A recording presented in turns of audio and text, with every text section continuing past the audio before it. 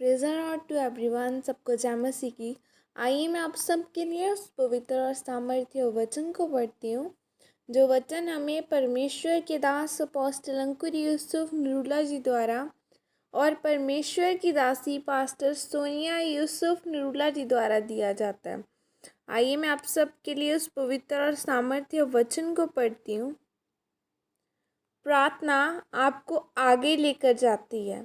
जैसे कि पवित्र बाइबल उत्पत्ति 33 की 3 आयत में लिखा है, यूसुफ के स्वामी ने देखा कि यहोवा उसके संग रहता है और जो काम वह करता है उसको यहोवा उसके हाथ से सफल कर देता है। आमीन।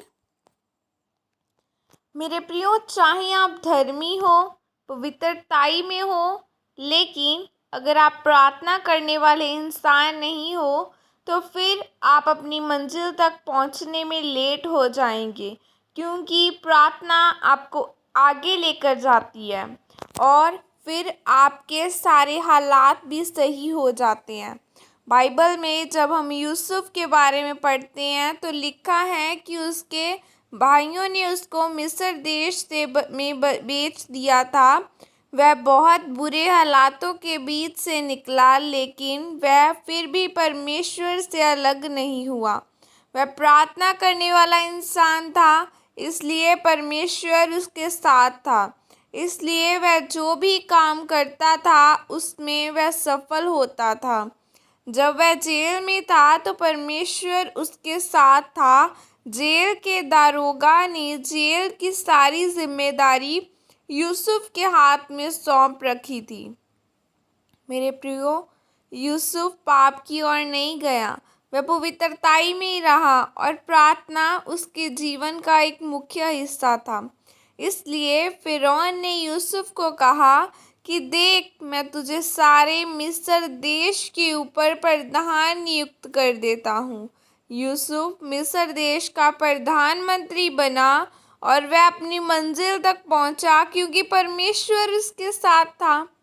मेरे प्रियो, अगर यूसुफ प्रार्थना करने वाला और परमेश्वर के साथ चलने वाला इंसान न होता तो वह कभी भी अपनी मंजिल तक न पहुंच पाता और जो योजना परमेश्वर ने उसके लिए रखी थी उसे वह कभी भी पूरा न कर पाता।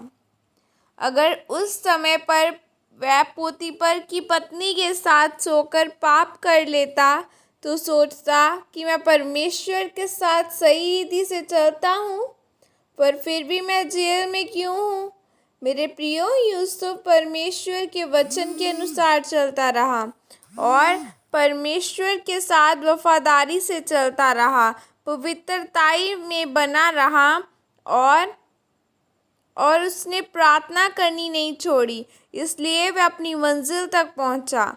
आज कुछ लोग ऐसे हैं कि जब उनके जीवन के हालात सही नहीं होते तो वह अपने जीवन में निराश हो जाते हैं। उनका प्रार्थना वाला जीवन कमज़ोर हो जाता है, इसलिए और वह अपनी आशीषों को नहीं ले पाते। पर जब वह हर एक हालात में अपनी प्रार्थना वाले जीवन को कमज़ोर नहीं होने देते तो उनके जीवनों में सब कुछ सही होना शुरू हो जाता है। वे आगे बढ़ते जाते हैं और अपनी मंजिल तक पहुंचते हैं। इसलिए मेरे प्रियो, अपनी प्रार्थना के जीवन को मजबूत करें और परमेश्वर के साथ अपना एक संबंध बनाएं और प्रार्थना के जीवन को कमज़ोर न होने दें। फिर आगे बढ़ते जाएंगे आप और आशीषित होते जाएं। आमीन। यह प्रार्थना आपकी तरफ से की जाए। सर्वशक्तिमान परमेश्वर, इस वचन के लिए पिता मैं आपका धन्यवाद करती हूँ।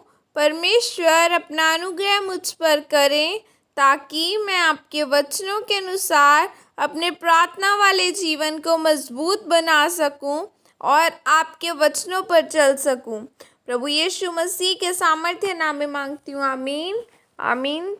खुदा पिता परमेश्वर, आज पिता परमेश्वर मैं प्रार्थना करती हूँ, मेरे साथ जुड़े जितने भी जन खुदावना मेरे साथ जुड़े हैं, आज ये ब्लेस किए जाएं। आपकी सामर्थ्य इनके जीवनों में जाए, इन्हें आशीषित कर खुदावना। आज का वचन इन लोगों के जीवनों में फल लेके आए, पाप से ये दूर रहे खुदावना, पवित्रताई में चलने वाले बने। प्रभु यीशु मसीह के सामर्थ्य नाम में मांगती हूँ, आमीन। सबको जय मसीह की। God bless you all.